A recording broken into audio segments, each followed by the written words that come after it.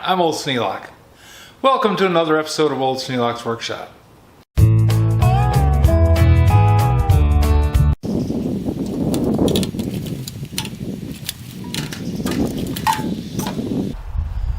Okay, now if I can drill this thing like I expect to, no reason why I shouldn't be able to.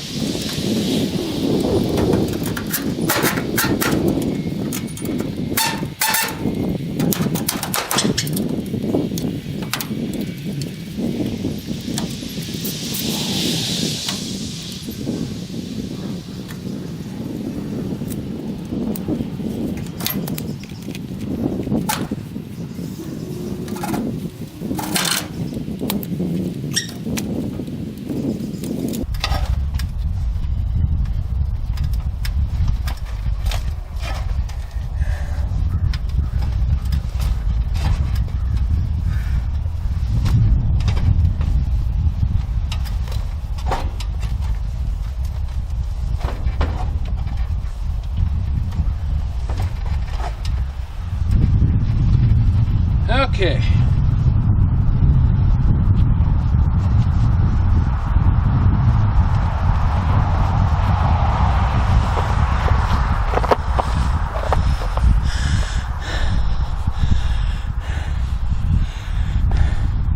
Down on the ground, just got to pick up my pieces.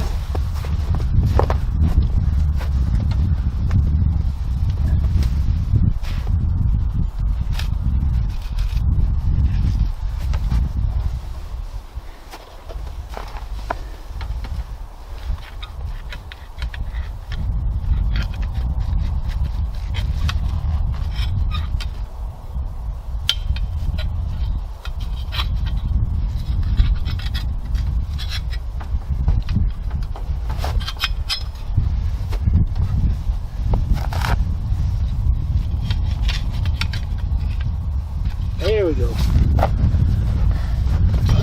Not being able to bend over is a pain.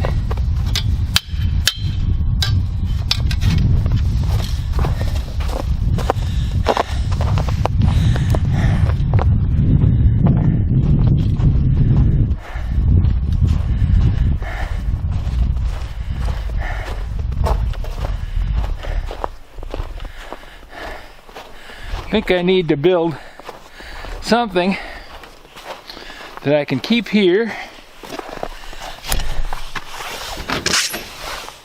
It anchors to something really heavy and that I can move around. Sounds like something's attached to the back of the tractor, doesn't it?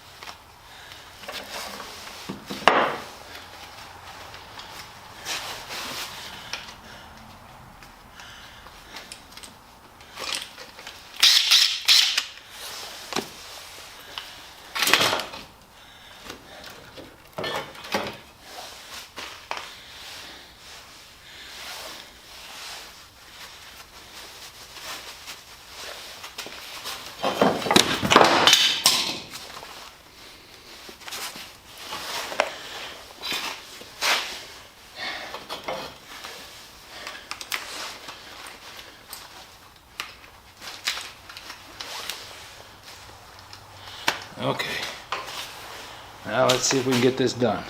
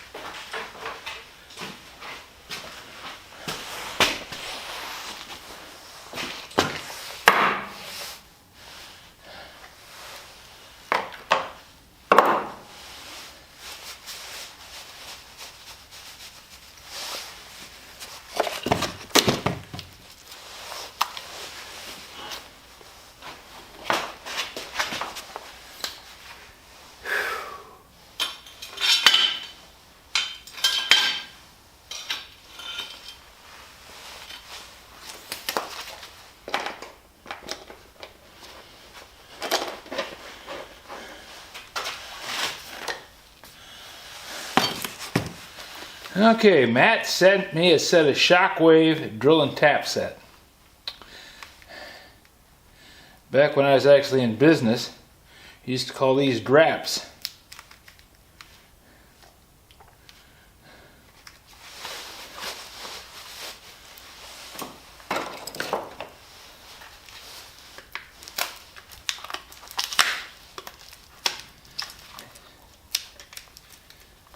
Used them in automation to save having a second step. They worked, but you didn't want to do it on long run projects.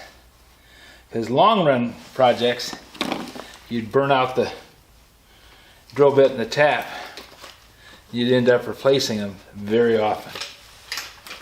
Did save having an extra spindle, and if you didn't have room, made things possible.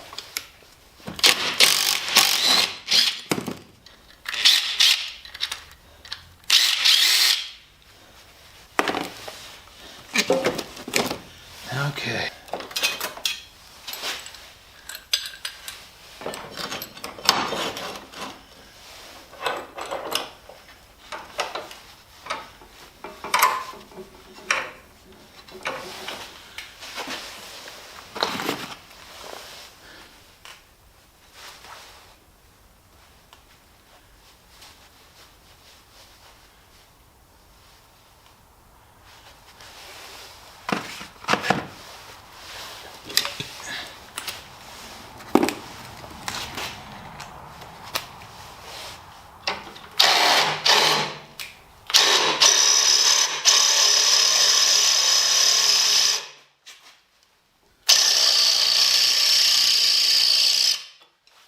little bit dull as a butter knife.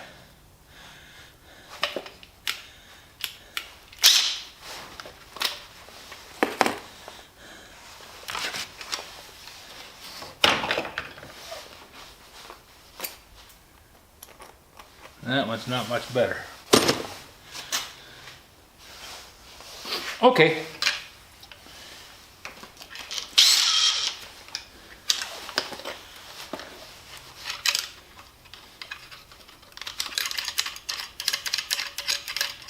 You just unclip.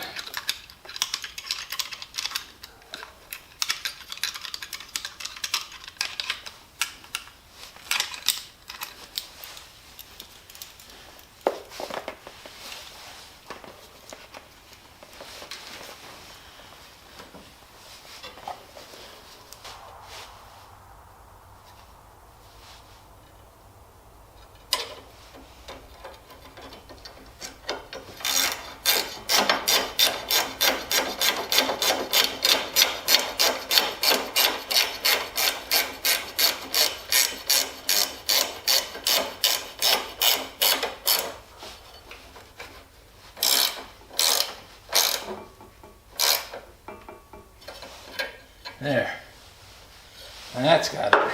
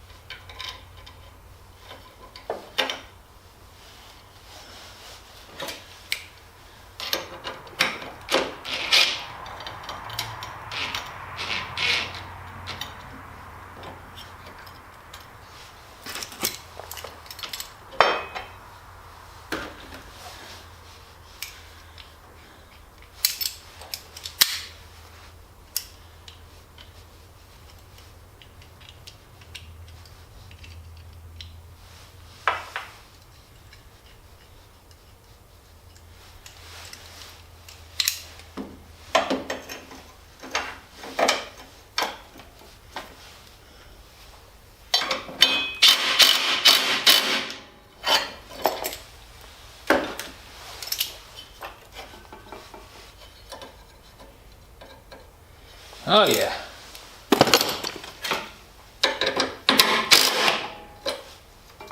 That's got it solid.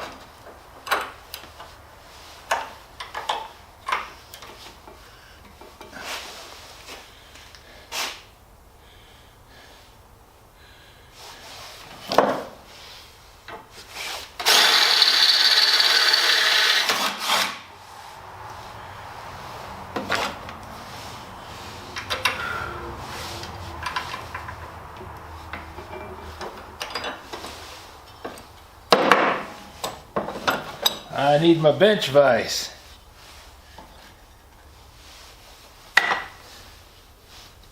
But we'll work through it.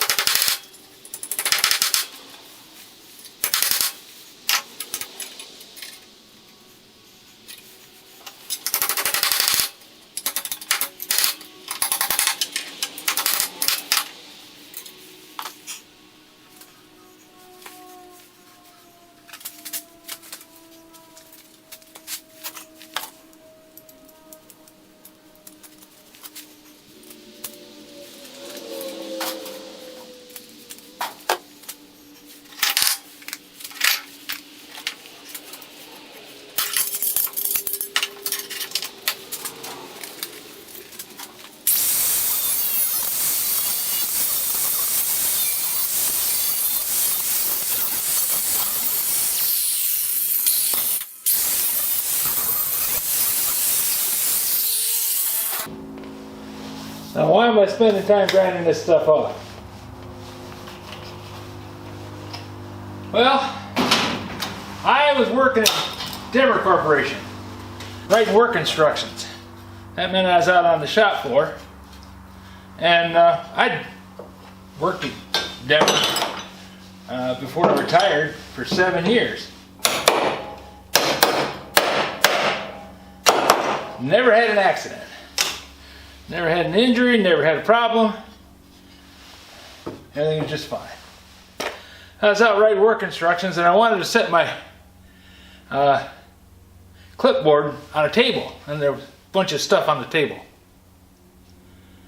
So I took my hand and just dusted the table off, not realizing that was a bench that they had used as a weld fixture.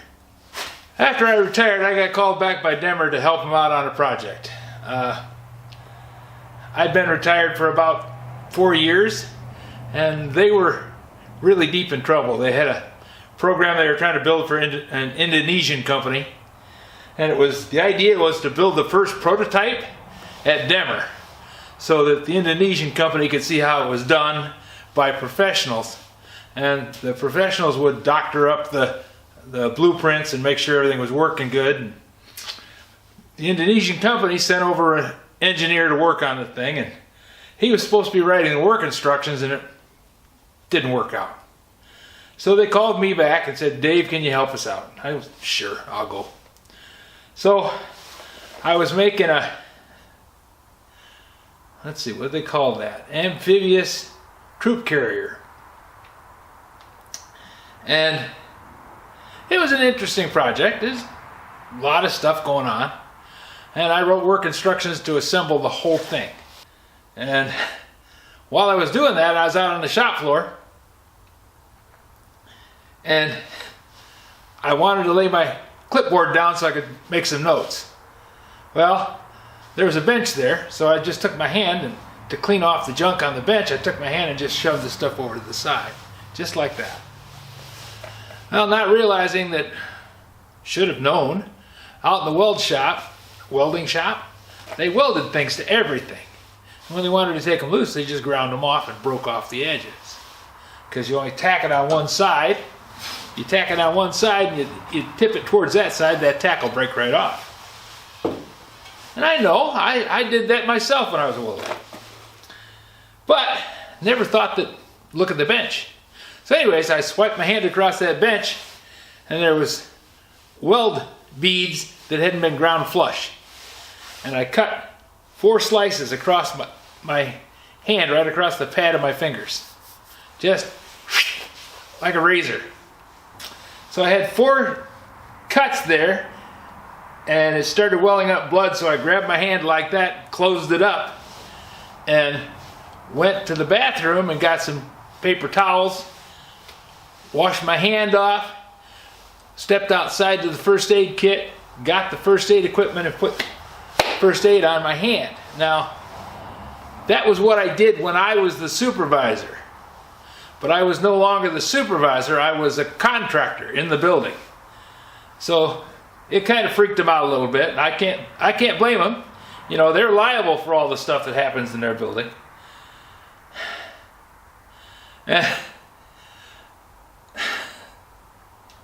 The guy who was the supervisor came in and said, "Well, what had happened? What happened?" And I told him I cut my hand over there, and I came over here to clean it up because it was bleeding pretty badly. He said, "Well, when they told me that Dave got his hand cut, I said, oh my God, he's on blood thinners. He'll bleed out." Well, it wasn't quite that bad, but I was putting out a pretty good stream. But anyways, they got the blood cleaned up. Bloodborne pathogen, you know, you've seen the video, I'm sure. Everybody and their brother's probably seen it by now. Well, I had already cleaned up the blood and put bleach on everything, got it all done, and because my hand was cut, but it wasn't real deep. So I was able to just kind of patch it up with paper towel and hold my hands shut, and it stopped bleeding after about an hour, and I think I was okay after that. I didn't have to go have stitches. I was glad of that. It was just little thin cuts, but it was one of those things where it's like a lot of linear cut. So in any case, I try and grind off sharp edges now so I don't have any. You still want to be careful. Okay, that's enough for today. Half an hour video is more than enough for anybody.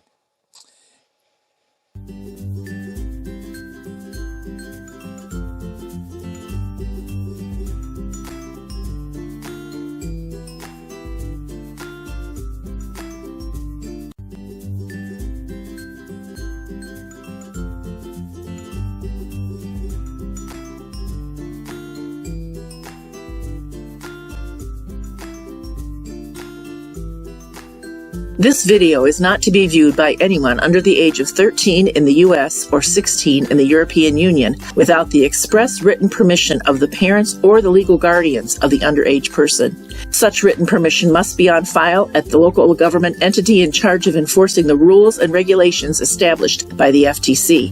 Anyone violating these terms is admitting by default that they hold harmless the owners and operators of this channel. Any and all questions should be addressed to your local branch of the FTC.